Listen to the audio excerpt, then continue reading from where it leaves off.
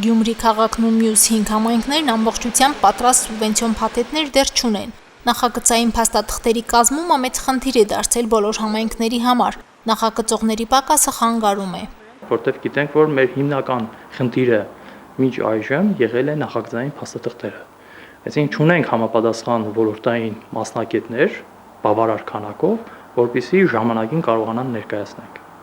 Նախագծային աշխատանքների հետ ընկնելը համայնքներին կարող է սուբվենցիոն հայտերը ներկայացնելու սահմանված ժամկետից ուշացնել։ Խնդիրը միայն Շիրակի մարզով չի սահմանափակվում։ Նախագծային բարդություններն են պատճառը, թե համայնքային կառավարողներն են տեղում թերացել։ Դիտարկումները թողնված է մարզպետարաններին։ Ծրագրերը 113 ենթածրագրեր են ներկայացվում, դուք պատկերացրեք ինչ ահռելի աշխատանք է,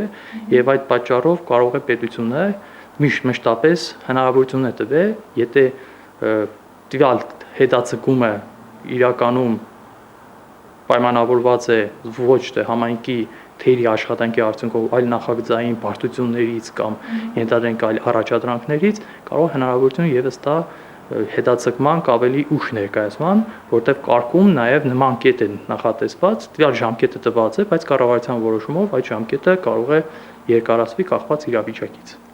Այս տարվա առաջարկություններում համեմատաբար մեծ ծավալի համարվում են Գյումրիից սպասվող 3 հայտերը։ Խոսքը Ճերմակ հիվանդանոցի շենքի վերականգնման մասին է ոչ որպես առողջապահական, այլ հասարակական մշակութային նշանակության կառույցի։ Կումայրի արգելոցին պատկանող շինության վերականգնման նախագիծ կազմելու մեկ մրցույթ ձախողվել էր մասնակից չլինելու պատճառով։ Երկրորդ մրցույթով նախագծող գտել են, բայց դեռ աշխատանքներ չեն սկսել, նոր են պայմանագիր կնքելու։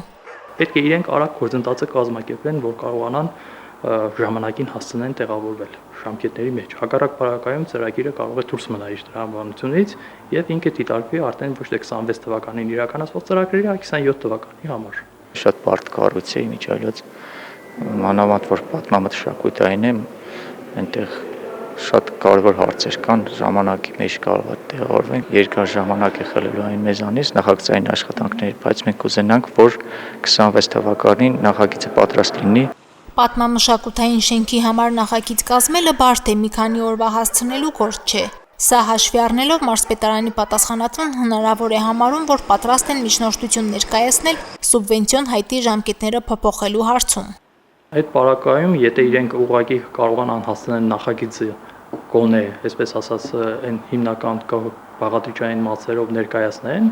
մենք առաջարկություն կներկայացնենք տվյալ բարդության հետ կապված,